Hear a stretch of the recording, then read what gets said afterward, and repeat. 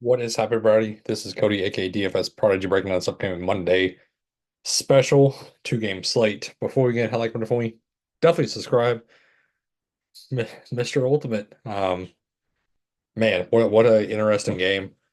Uh, the game didn't go how I expected it to go. Had a lot of a Devontae Adams. I had a lot of Breece Hall though.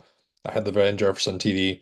It was just I didn't expect Russell Wilson to look like that. I expected some of Justin Fields to be in the game, and but that's kind of not how it went. So we live and we learn. We have NBA coming up, which I'm excited about. Stay tuned. There's going to be a couple articles here and there on a website that I'm going to start writing for. So again, stay tuned for that.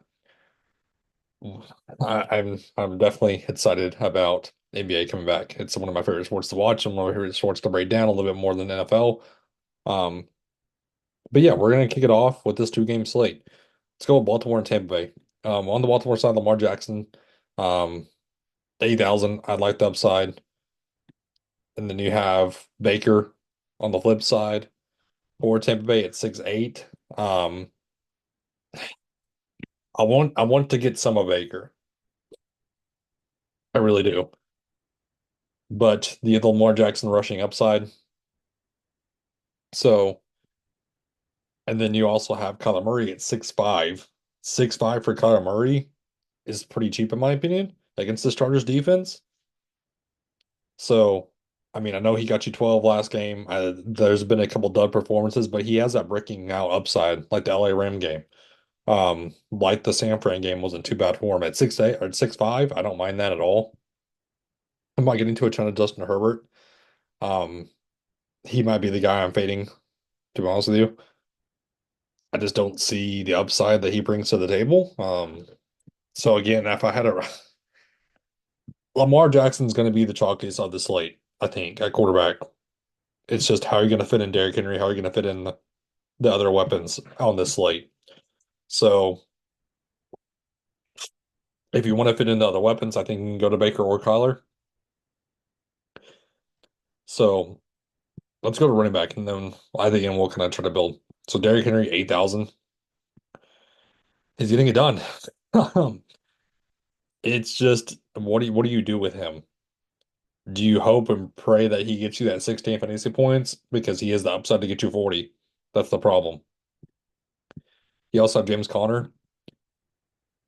I mean, I'm not really getting into a lot of James Conner. I want some of J.K. Dobbins though at 6'4". I think he's going to be my RB2. And this is what we don't know what to mess with yet. Rashad White's questionable. If he's out once again, it's going to be the Bucker Irving and Sean Tucker show, apparently. Sean Tucker, the Millie Maker guy. 14 for 136 and a TE. I wonder, I don't know what ownership's going to be on Sean Tucker. That's the thing at 5,000. But if Rashad White's healthy, it's going to be a full-on split. They already announced that they're going to ride the hot hand. So it's basically pick or choose who you want to go with because it's unpredictable. Again, I like a lot of J.K. Dobbins though at 6'4". He's the main guy. 25 rushing attempts last game. He's going to get it done on the ground. I wouldn't mind to sprinkle Justice Hill as well. Um, the receiving upside's there for him in the Buffalo game that we saw.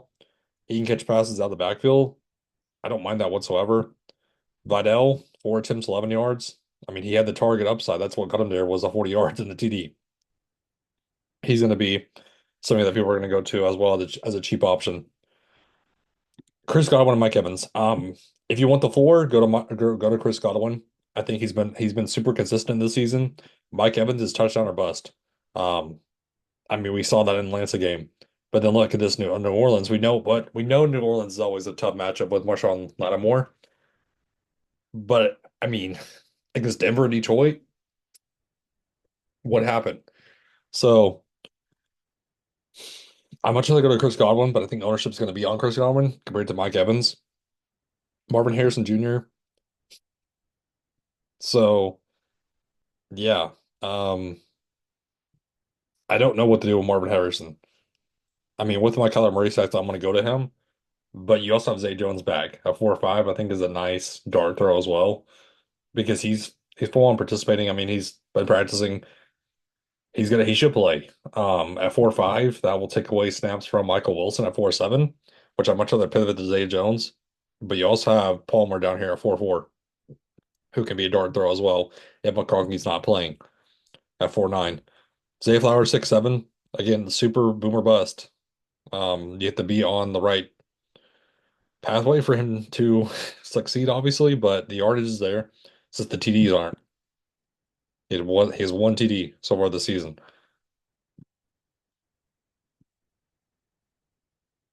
I'm not getting to McMillan, Shepard, dart throw can get you about 8 fantasy points.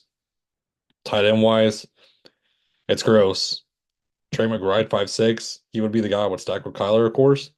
Target monster, as they had likely 4-3 and Mark Andrews. They're both now kind of back in the twofold. Pick and choose which one you want. Kate Otten 3-6. Gonna get you a little bit over 5 fantasy points a game. So if we go with Lamar Jackson, we try to play Derrick Henry as well. 4-8 left over. That doesn't give you a lot of work. Room to work. Gosh. Um, so say we fade Derrick Henry. We go Dobbins, we go Bucky. 4-9.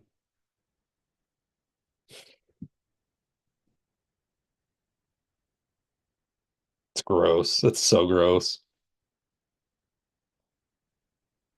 Let's go ahead and get our defense in at 2-6. Yeah, 6,000 left over. That's super gross. That's gross. I don't like it. Let's try Kyler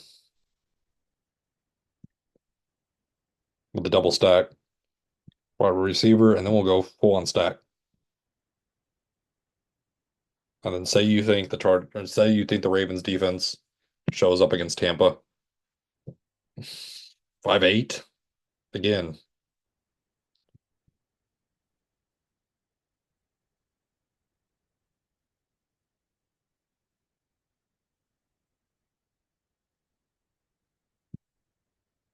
So you pay Marvin Harrison.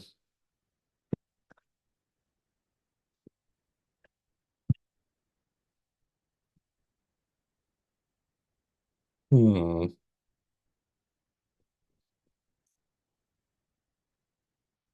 I don't mind that so far.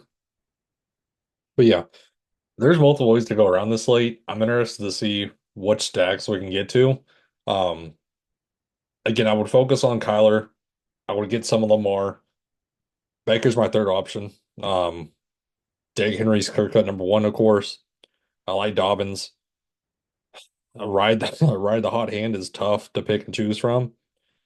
I'm not getting much of James Conner. Um, Receiver wise, it's hard to get to these Godwin and Evans sort of guys. One of them is going to pop off, and that's going to be it's. You can flip a coin on which one you think it is. I want some of Zay Jones if he's playing.